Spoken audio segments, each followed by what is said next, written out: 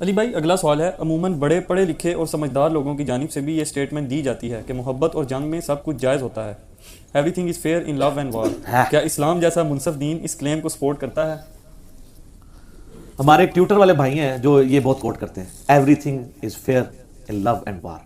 ویسے اب ان کی ڈیوٹیز چینج ہو چکی ہیں، آپ کو پتہ چل جائے گا میں کس کا ذکر کر رہا ہوں، نام لینے کی ضرورت نہیں.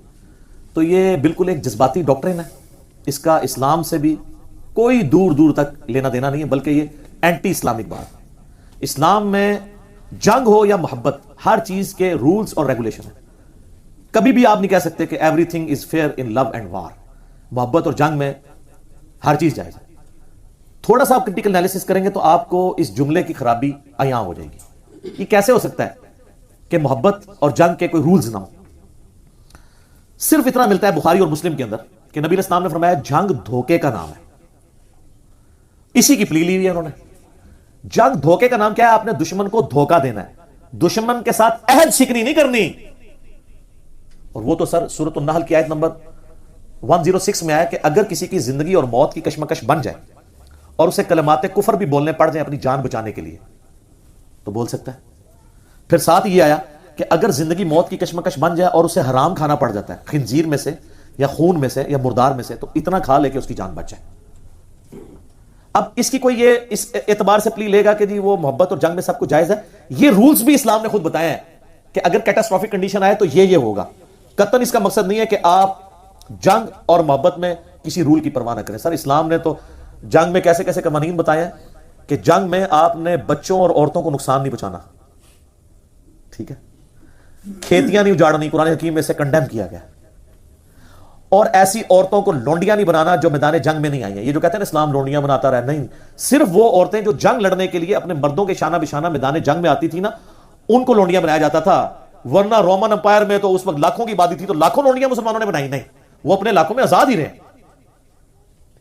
اور اس کی بھی ایک حکمت تھی کہ اس سسٹم کو آگے لے کے چلنا تھا. میں اب اس ٹاپک کی طرف نہیں جا رہا. اس پہ مولانا مودودی رحمہ اللہ تعالیٰ نے کتاب لکھی ہے الجہاد فی الاسلام، اور وہ سر کتاب لکھی ہے انہوں نے جسٹ 18-19 سال کی عمر میں. اور وہ کتاب جب ڈاکٹر اقبال نے پڑھی تھی انہوں نے کہا تھا یہ مسلمانوں کا مستقبل کا تھنک ٹینک ہے. 18-19 سال کیا عمر ہوتی ہے.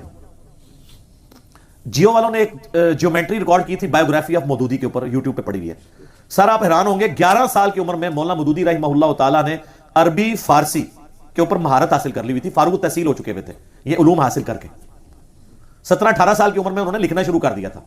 اور 23-24 سال کی عمر میں اس وقت کے جتنے بڑے بڑے لکھاری تھے نا، چاہے ابوالکلام آزاد ہوں یا اور لوگ ہوں، سب کو پیچھے چھوڑ دیا تھا اتنی چھوٹی عمر کے اندر. تو وہی بات ہے، بڑا بندہ بڑا ہی ہوتا ہے، پاویں چھوٹا بھی ہوئے. بڑا بندہ بڑا ہی ہوتا ہے، وہ شروع سے ہی بڑا ہوتا ہے. تو الجہاد فی الاسلام پڑھیں تو آپ کو حکمتیں پتہ چلیں گی اور اسلام نے کیا کیا رولز اس حوالے سے دیے. تو لہٰذا یہ جنگ دھوکے کا نام ہے. اس کی پلی لے کے کوئی حب الوطنی کے نام پہ ایکسٹرا جوڈیشل ایکٹیویٹیز پرفارم کرے، ماورائے عدالت قتل کسی کو کر دے، یا اسی کی پلی لے کے کوئی مذہبی جماعت جو ہے وہ گستاخ رسول کے نام پہ مسلمانوں کو اسیسینیٹ کرنا شروع کر دے. یہ دونوں ایکٹیویٹیز غلط ہیں. محبت اور جنگ کے رولز ہیں جو اسلام نے بتائے ہیں، ان کو آپ نے فالو کرنا ہے. شتر بے مہار اسلام نے اپنے ماننے والوں کو نہیں چھوڑا، بلکہ رولز اینڈ ریگولیشنز کے ساتھ چھوڑا ہے. بخاری اور مسلم دونوں میں حدیث ہے کہ نبی علیہ السلام نے فرمایا جو عہد شکن انسان ہے نا، قیامت والے دن اس کی پشت پہ ایک جھنڈا ہوگا اور پبلکلی اناؤنس کیا جائے گا کہ یہ بندہ عہد توڑا کرتا تھا، دنیا میں ڈومینیٹ کروایا جائے گا. اسی لیے 10 کمانڈمنٹس جو سورہ بنی اسرائیل میں آئی ہیں نا، اس میں ایک کمانڈ یہ بھی ہے، ان العہد کان مسئولا، عہد کی پاسداری کرو، بے شک تم سے قیامت والے دن عہد کے بارے میں پوچھا جائے گا. ونس ایگریمنٹ ہو گیا آپ نے اس کو فالو کرنا ہے. مسند احمد میں حدیث ہے، نبی علیہ السلام نے فرمایا جو عہد پورا نہیں کرتا اس کا کوئی دین ہی نہیں. آپ کیا بات کرتے ہیں؟ مسند احمد میں، سنن ابن ماجہ میں حدیث ہے، نبی علیہ السلام نے فرمایا جس نے اپنے دشمن کو پناہ دی اور امن کی حالت میں پناہ دینے کے بعد اس نے اسے قتل کر دیا تو قیامت والے دن اس کے لیے پھر ایک جھنڈا مقرر ہوگا کہ یہ جو ہے نا، یہ شخص وہ شخص ہے جو کہ غدر کرنے والا ہے، دھوکہ باز ہے یہ. اور صحیح بخاری میں حدیث ہے جس نے ایک ذمی کافر کو قتل کر دیا جس کی ذمہ داری اسٹیٹ کے اوپر تھی، ہے وہ کافر تھا، وہ مسلمان بھی جنت میں داخل نہیں ہوگا، اس پہ جنت حرام ہے، اس کی خوشبو بھی حرام ہے. حالانکہ جنت کی خوشبو 40 سال کی مسافت سے آ رہی ہوگی، کیونکہ 50,000 سال کا دن ہے نا. تو جب اس دن کے ختم ہونے میں 40 سال رہ جائیں گے تو خوشبو ہلکی ہلکی جنہوں نے جانا ہوگا ان کو آنا شروع ہو جائے گی. لیکن ایسے مسلمان کو بھی خوشبو نہیں آئے گی جس نے کسی ذمہ کافر کو قتل کیا، تو جنت میں تو وہ جا ہی نہیں سکتا. یہ سر بخاری شریف ہے، مولانا شریف، یہ کہانی شریف نہیں ہے. Everything is fair in love and war. توبہ کرو اور تھوڑا سا علم بھی حاصل کریں. اس طرح کی سٹیٹمنٹس قطن نہ دیا کریں میرے بھائی. آپ مسلمان ہونے کے دعوے دار بھی ہوں اور ایجوکیٹڈ بھی اپنے آپ کو ڈکلیئر کرتے ہوں تو تھوڑا سا دینی علم حاصل کریں.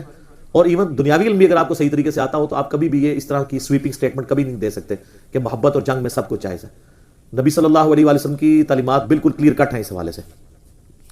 اچھا, اب جو لوگ اس طرح کی پھر وہ ایکٹیویٹیز میں انوالو ہوتے ہیں نا تو وہ پھر یہ بھی کہہ دیتے ہیں آئین کیا ہے, یہ کاغذ کا ٹکڑا ہی ہے جب میں ڈسٹ بن میں پھینک دوں. تو پھر سر آپ کے اوپر آرٹیکل 6 کا مقدمہ لگے اور آپ کو پھانسی کی سزا ہو تو بالکل جسٹیفائی ہے, کیونکہ جو شخص پاکستان کے آئین کی توہین کرتا ہے, اگر وہ کوئی اینٹی اسٹیٹ جماعت ہے تو آپ اس کو کہہ دیتے ہیں یہ غدار وطن ہے, اور اگر وہ آپ کے ادارے کا ایکس چیف ہے تو آپ کہہ دیتے ہیں اس کی بڑی خدمات ہے 40 سال کے لیے. تو پھر میرا ایک معصومانہ سوال ہے, خدا نہ خواستہ آپ کے بچے کے ساتھ آپ کی مسجد کا وہ مولانا جو 40 سال سے آپ کو نماز پڑھا رہا ہو منہ کالا کرے تو آپ یہ کہہ کے معاف کر دیں گے کہ اس کی بڑی خدمات ہیں مسجد کے لیے, لہذا میرے بچے سے منہ کالا کر لیا تو کیا ہوا؟ تو سر جب اپنے اوپر پڑتی ہے نا تو وہ شخص جو پاکستان کو اس آگ میں جھونک کے گیا ہے جس کی ہیٹ سے ہم آج تک باہر نہیں نکل سکے ان 20 سالوں میں, اس کی جھوٹی وکالت آپ لوگ کرتے ہیں.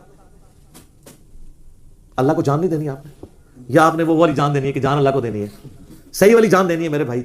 اللہ سے ڈریں اور اس طرح کی سویپنگ سٹیٹمنٹس کبھی نہ کوئی دے کہ everything is fair in love and وار.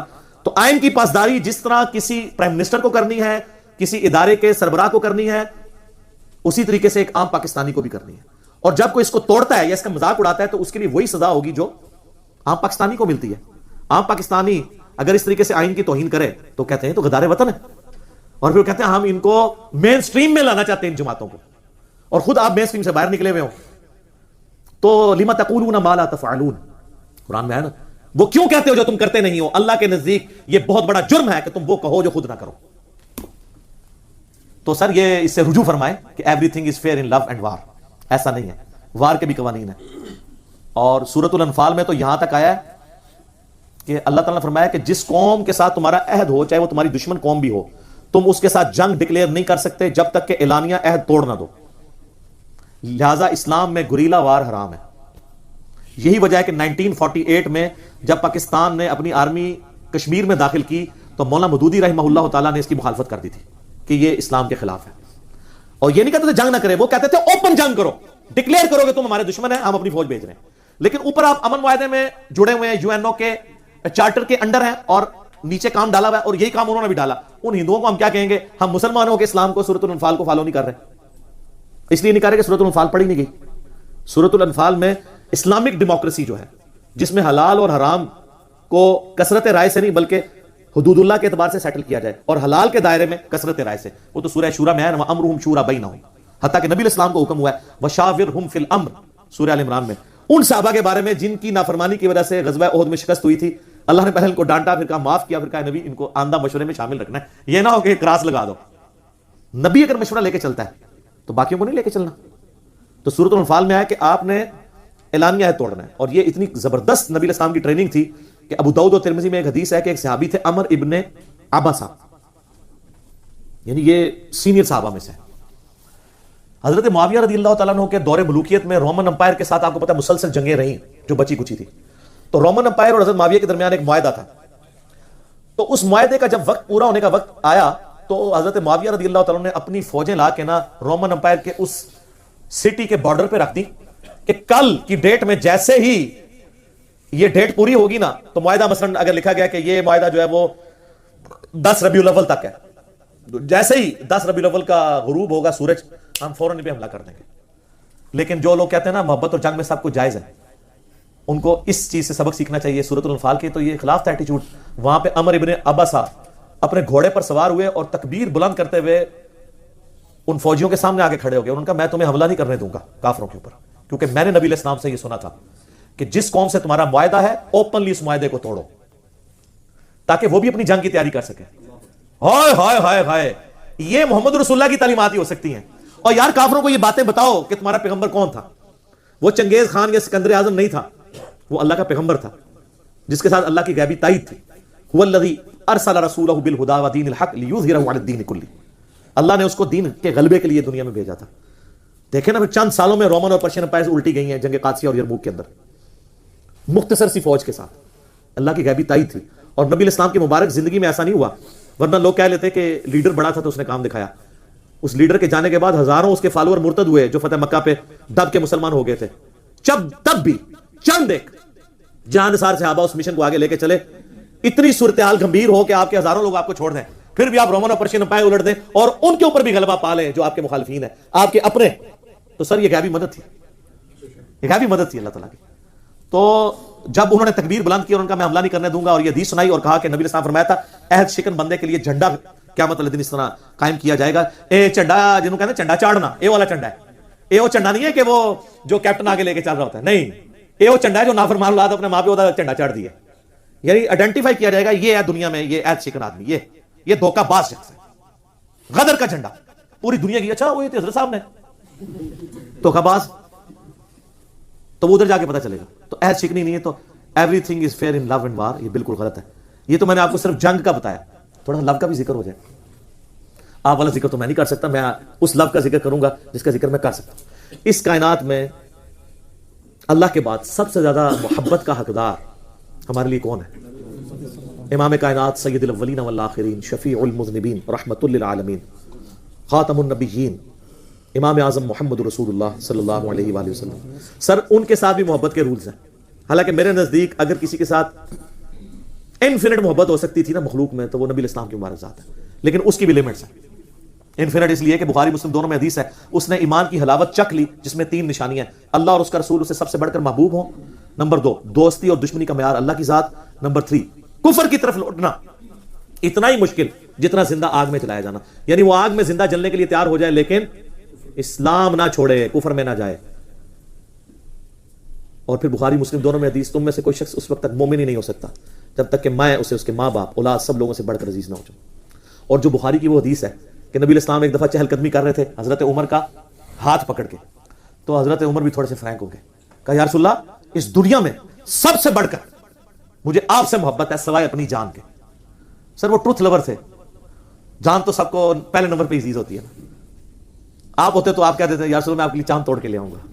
انہوں نے سچی بات کی جو تھا. آپ فرمایا عمر ابھی تیرا ایمان مکمل نہیں ہوا بلکہ تیری جان سے بھی بڑھ کر. انہوں نے اسی وقت کہا سمعنا واطعنا یا رسول اللہ، مانا، اب آپ مجھے میری جان سے بھی بڑھ کر عزیز ہیں. آپ فرمایا اے عمر اب تیرا ایمان مکمل ہوا. یہ صحیح بخاری میں حدیث ہے. ان ساری چیزوں کو ذہن میں رکھیں. اور جو لوگ کہتے ہیں everything is fair in love and war, تو اس لو میں بھی ایوری تھنگ فیئر نہیں ہے. جامعہ ترمذی، ابو داؤد اور ابن ماجہ میں حدیث ہے، ایک شخص نبی اسلام کی خدمت میں حاضر ہوا، آپ کا صحابی تھا. اس نے آ کے آپ کو سجدہ کیا. آپ نے میں سر اٹھا یہ کیا کر رہا ہے؟ کہ یا رسول اللہ میں وہ کوفے کے پاس ہیرا نامی ایک شہر میں گیا تھا، وہاں لوگ اپنے سردار کو سجدہ کرتے ہیں، آپ تو اللہ کے رسول ہیں، آپ زیادہ حقدار ہیں صلی اللہ علیہ وآلہ وسلم. آپ نے فرمایا جب میں فوت ہو جاؤں گا تم میری قبر سے گزرو گے، کیا میری قبر پہ سجدہ کرو گے؟ کہا نہیں یا رسول اللہ. اتنی ان کو بھی سمجھ تھی. فرمایا جب میری قبر پہ سجدہ نہیں کرو گے تو مجھے کیوں سجدہ کر رہے ہو؟ اگر میں سجدہ جائز سمجھتا تو بیویوں سے کہتا کہ اپنے خامدوں کو سجدہ کریں اس حق کے سبب جو اللہ نے دیا، لیکن وہ بھی کوئی نہیں ہے. سجدہ تعظیمی، سجدہ عبادت تو صرف اللہ کے لیے. حضرت آدم کو بھی سجدہ عبادت نہیں ہوا تھا، تعظیمی ہوا تھا، اور سجدہ تعظیمی اس امت میں حرام ہے. تو نبی اسلام کے لیے سجدہ نہیں ہے. اگر everything is fair in love and war ہوتا تو یہ ہوتا. جامعہ ترمذی میں حدیث ہے، انس بن مالک کہتے ہیں ہمیں ایک ایسا شخص آتا تھا جو ہمیں سب سے بڑھ کر محبوب تھا، لیکن ہم اس کے استقبال کے لیے کھڑے نہیں ہوتے تھے کیونکہ ہمیں پتا تھا کہ وہ اس سے ناراض ہوتے ہیں، اور وہ محمد رسول اللہ تھے صلی اللہ علیہ وسلم. تو everything is fair in لو بھی نہیں ہے. جامعہ ترمذی میں حدیث ہے، حضرت معاویہ رضی اللہ عنہ کہتے ہیں میں نے خود نبی اسلام سے یہ بات سنی تھی، جس شخص کی یہ خواہش ہو کہ لوگ اس کے سامنے تعظیماً کھڑے ہوں وہ اپنا مقام دوزخ میں دیکھ لیں. وہ کھڑے ہونے والے کا قصور نہیں ہے، ویسے آپ رسپیکٹ میں کھڑے ہو سکتے ہیں کسی کے لیے. میرا اس کے اوپر کلپ ہے کہ استاد کے لیے اسٹوڈنٹ کھڑا ہو سکتا ہے. استاد یہ ڈیمانڈ نہ کرے کہ میری رسپیکٹ میں کھڑا ہوا جائے، یہ دو الگ چیزیں. تو یہ تعلیمات ہی نبی اسلام کی. تو لو میں اگر جائز ہوتا تو صحابہ کرام یہ کر لیتے، تو یہ نہیں کیا. پھر مسند احمد میں حدیث ہے، الادب المفرد میں حدیث موجود ہے، ایک شخص نے آ کے حضور کہا یا رسول اللہ ما شاء اللہ و شئت، اللہ کے رسول جو اللہ کی مرضی جو آپ کی مرضی. یہاں اس کے پیچھے لکھا ہوتا ہے علی جانے، جانے یا علی، اللہ نبی وارث. نبی اسلام کے سامنے جب اس نے کہا نا جو اللہ چاہے اور جو آپ چاہیں، آپ فرمایا جعلتنی للہ ندا، اوئے تو نے کیا مجھے اللہ کے مقابلے پہ کھڑا کر دیا؟ قل بل ما شاء اللہ وحدہ، بلکہ کہہ جو اکیلا اللہ چاہے. اس نے آگے کہانی نہیں کرائی یا رسول اللہ میں آپ کو اللہ کا بندہ مان رہا ہوں غیر مستقل بذات، مان رہا ہوں, عطائی مان رہا ہوں, یہ کہانیاں اس زمانے میں نہیں ہوتی تھیں, یہ بابوں نے لکھی ہیں. تو پھر ہم کیوں نہ کہیں کہ مرنے سے پہلے اے مسلمان کر لے اس پہ غور, کتابوں کا خدا اور ہے, بابوں کا خدا اور جب تم غور کر چکو گے تو تمہارے اندر سے ایک آواز نکلے گی, کیا؟ نہ میں وابی نہ میں بابی, میں ہوں مسلم علمی کتابی. تو یہاں پہ بھی فیئر نہیں ہے, نبی علیہ السلام نے نہیں اجازت دی. پھر وہ مسلم شریف کی حدیث یاد کریں, نبی علیہ السلام کا ایک صحابی خطبہ دیتے ہوئے کہہ رہا ہے من یطع اللہ ورسولہ فقد رشد, جو اللہ کی اطاعت کرے اس کی رسول کی اطاعت کرے وہ کامیاب ہو گیا. ومن یعصہما, اور جو ان دونوں کی نافرمانی کرے فقد غوا, وہ بہہ گیا.